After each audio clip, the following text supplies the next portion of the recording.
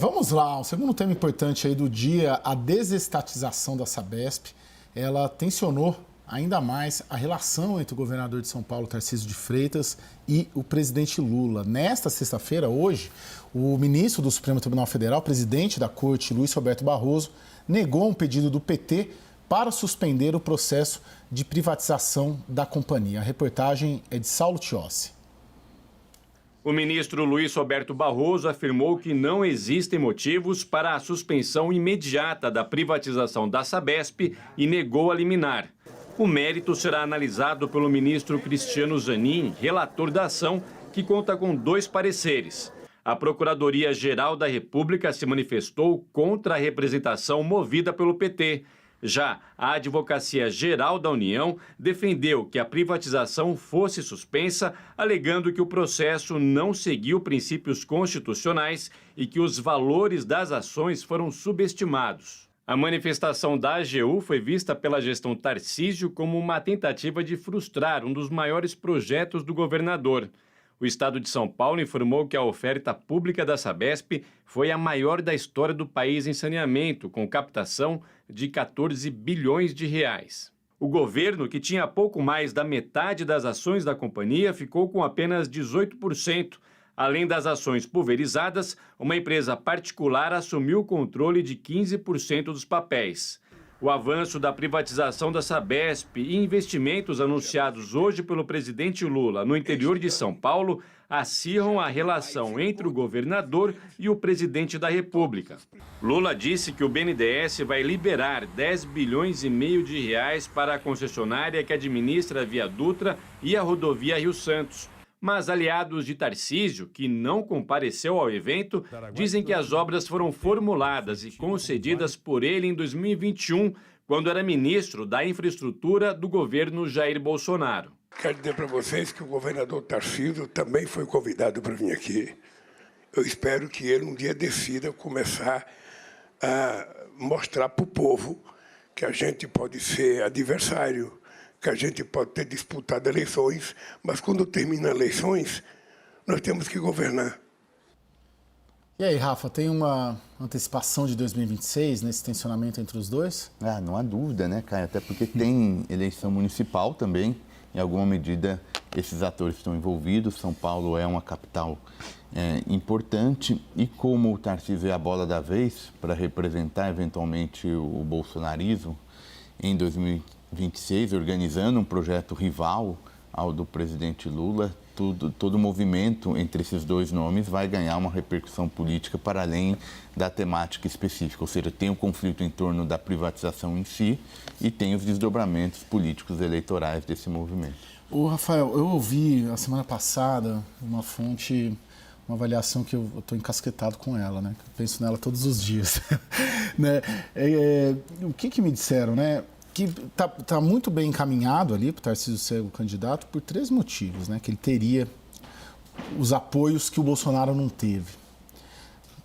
Tem mais apoio da imprensa do que o Lula. Ele tem o apoio do judiciário, que o Bolsonaro não tinha, e o apoio do Centrão, que o Bolsonaro acabou perdendo. Você acha que é por aí? Eu acho que a cama não está tão feita, né? Para usar uma analogia. Eu acho que porque a gente ainda não sabe em que medida vem esse apoio do Centrão. Eu acho que, obviamente, tem uma chance bem relevante de alguns partidos hoje que estão na base aliada eventualmente rivalizarem contra a reeleição do Lula, provável tentativa de reeleição do Lula, mas em alguma medida não sabe com certeza, né? Até porque depende da popularidade que o Lula vai ter até chegar em 2026. Então, acho que esse é um primeiro ponto. Mas eu diria que o fundamental é um pouco a disposição a risco que o Tarcísio tem pessoalmente, porque muito possivelmente ele chegaria em 26 para disputar uma reeleição razoavelmente de forma tranquila e certamente vai pagar um risco de eventualmente ser derrotado pensando na eleição presidencial. Então, evidentemente tem essas dimensões, mas acho que a variável-chave é o quanto ele está disposto a tomar algum risco, porque certamente é uma disputa bem mais difícil do que seria a reeleição. Sim, lembrando que todos que saíram do Palácio dos Bandeirantes tomaram, não vou usar a expressão que é feia, mas perderam, né? Alckmin, Serra, Dória, todos que tentaram ali algum plano maior, acabaram perdendo. Ô Larissa, aí em Brasília, a percepção sua aí, enquanto repórter, é de que cada vez mais o Palácio do Planalto e o petismo enxergam o Tarcísio como candidato e, portanto, o adversário, o alvo a ser abatido? Caio, eu estava ouvindo o professor falar e pensando nesse seu questionamento agora, o que eu sinto dentro do Palácio do Planalto, conversando com ministros, né, com pessoas mais ligadas, escuto falando de como o Lula está, é muito mais também uma dúvida do que esse governo está entregando para que possa disputar com o Tarcísio. O que a gente vem sentindo, e me pontuaram isso essa semana, inclusive, de que o Lula anda muito ranzinza, muito duvidoso de tudo que está acontecendo, de quem está ao seu lado, lembrando até essa mania de perseguição um pouquinho do próprio Bolsonaro, e que não está entendendo e não está vendo o porquê que não está avançando esse governo.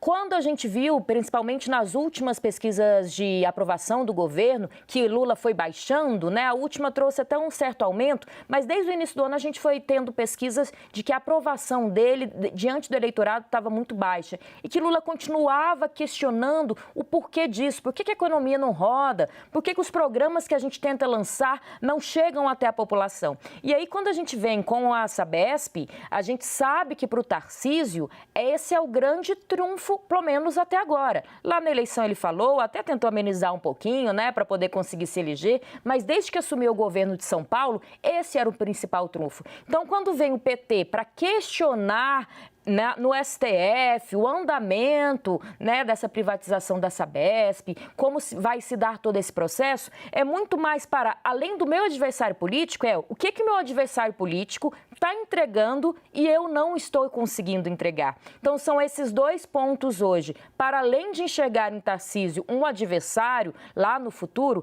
é um adversário que está se movimentando, conseguindo aumentar a sua gama de apoiadores e conseguindo colocar para rodar um governo do estado de São Paulo, pelo menos no reflexo da Sabesp, e tendo um grande projeto, coisa que esse Lula 3 até hoje não conseguiu tirar do papel. Eu acho interessante que o embate, né, os embates que vêm sendo realizados entre os dois são sobre realizações, né, e disputa de estratégia e de visão de mundo, a questão da Sabesp, aí que eu queria te ouvir, Thaís. Foi de fato um sucesso, né, assim, estrondoso, né? Ontem o governo de São Paulo, o próprio governador ali, todos comemorando, usando essa expressão. Foi um estrondoso sucesso, foi ali um recorde, né, batendo um bumbo danado. Foi isso tudo mesmo? Foi. Ou tem um exagero de propaganda ali também? Não tem não. Foi sim. E aí tem várias nuances desse processo. Primeiro, a demanda por ações foi 30 vezes maior do que a oferta.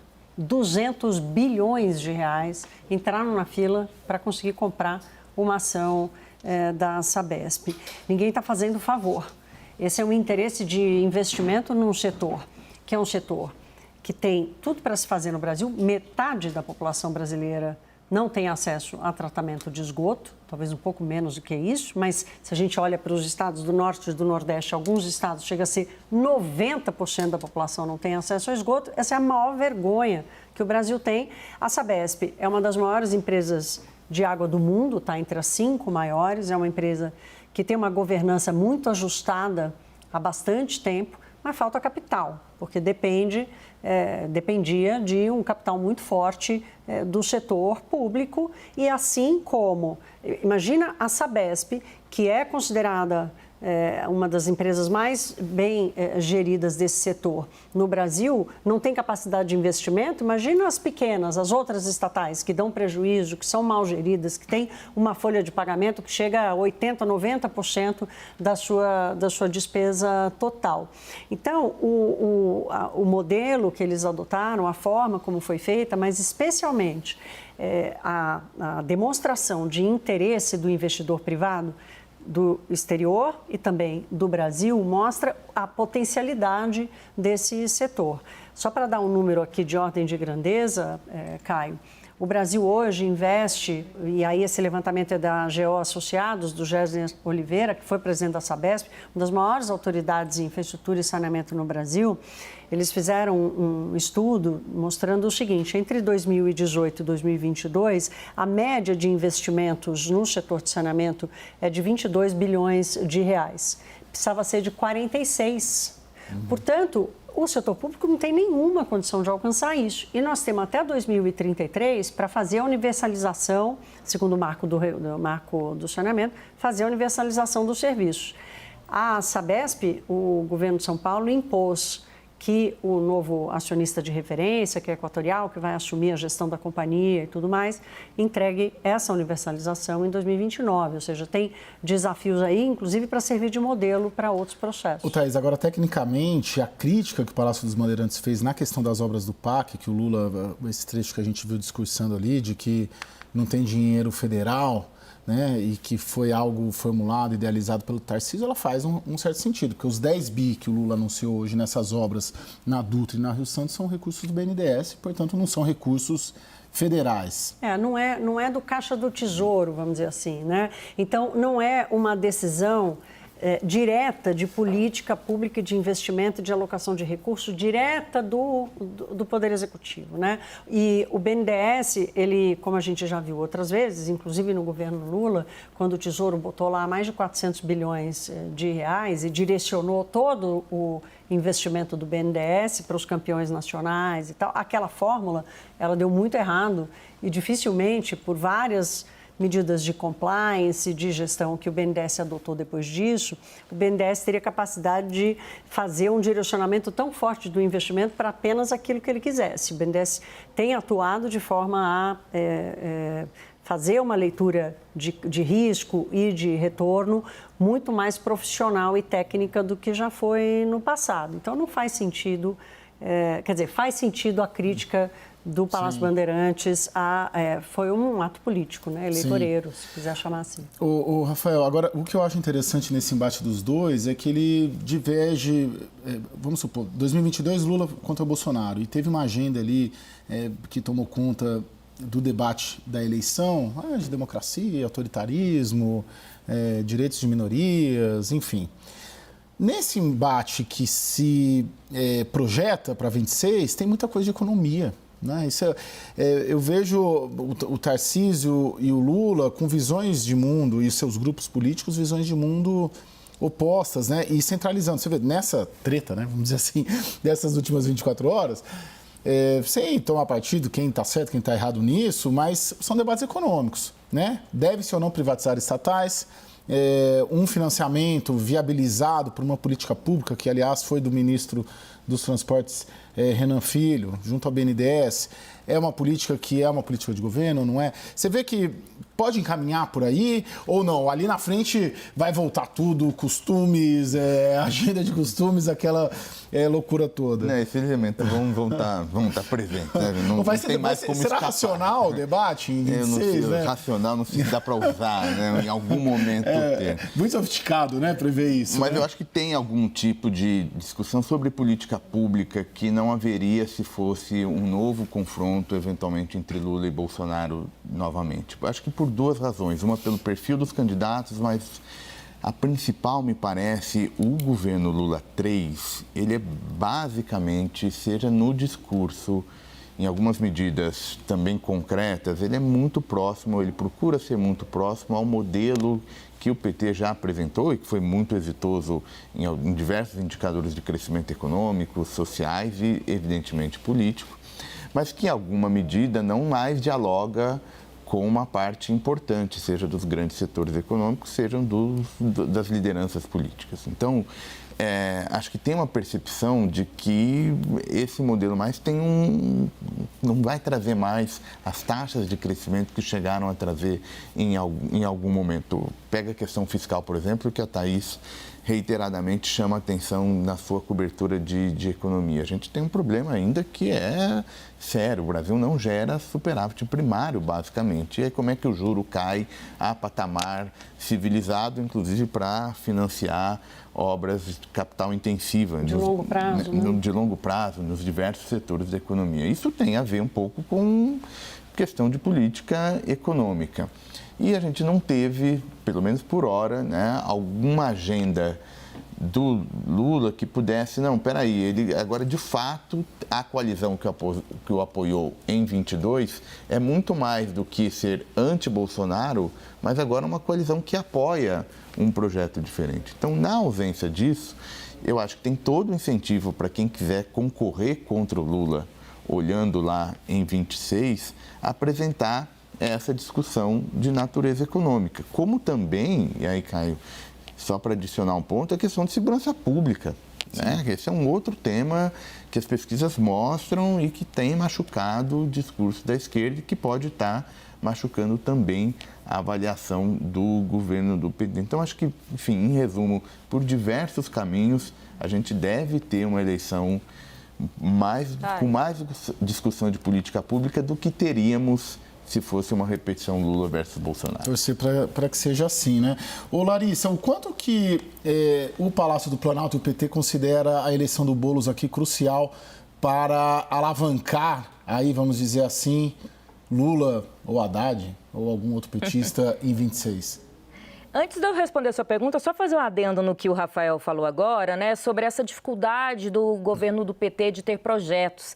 Eu sempre escuto de que não tem nenhum projeto novo nesse governo, especialmente quando se fala na tentativa de investimento, ainda se fala em PAC, ainda se fala no Mais Médicos, ainda se fala em aumentar o Bolsa Família. Então, até os programas que o governo tenta emplacar são programas antigos. Nesse governo não se lançou nenhum. E há uma preocupação tão grande do presidente da República em cima disso, que a gente teve agora nessa reunião de ontem, né, do corte de gastos, que foi assunto aqui no WW e movimentou a quinta-feira, uma promessa, né, da própria ministra, me pontuaram, Simone Tebet, de que obras do PAC não vão ser mexidas, porque já tem tanto...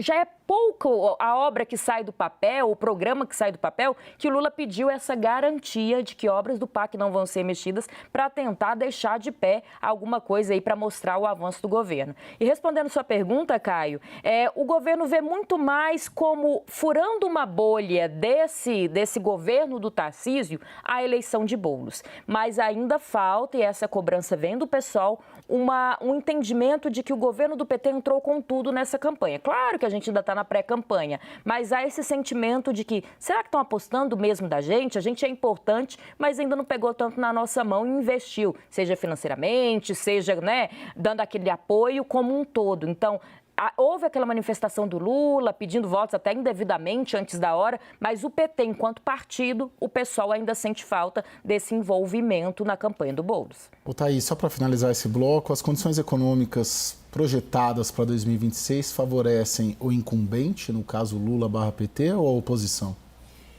Vai depender do quanto que o Brasil vai ter se acostumado a crescer 2% ao ano e querer muito mais, porque perceber que é pouco para um país como o Brasil. Dificilmente, a não ser que aconteça uma coisa muito grave lá fora, enfim, mas ou que o governo dê uma descarrilhada absurda, o que também não é provável, né? Então, dificilmente o Brasil vai descarrilhar, o Brasil vai continuar crescendo, alcançando ali um grau mantendo esse grau de emprego, sustentando a renda, o Banco Central segura os juros agora, mas daqui a pouquinho consegue baixar. Ou seja, não tem nada explosivo e aí vai depender do quanto vai ser suficiente para quem viveu nesses 4 anos. O grande lance é que as questões econômicas parece que não estão sendo mais suficientes para reeleger candidaturas, né? De uma maneira geral, não só no Brasil, né, Rafa? Acho que tem um elemento político que entrou no jogo e que separa governos de esquerda e governos de direita. E curioso, né? Esse efeito político é tão forte que, na verdade, os números, os resultados, eles vêm melhor do que o esperado, né? O mercado de trabalho vem muito bem, renda vem crescendo muito bem, mas, de novo, quando olha as pesquisas, parece faltar alguma coisa, que é um elemento político que a gente não sabe muito bem o que é, mas que tem certamente limitado o nível de popularidade que o incumbente pode ter, não só no Brasil, mas em outros cenários. O Biden, né? O Biden, você pega, é só resultado mais positivo e você olha, a popularidade é negativa.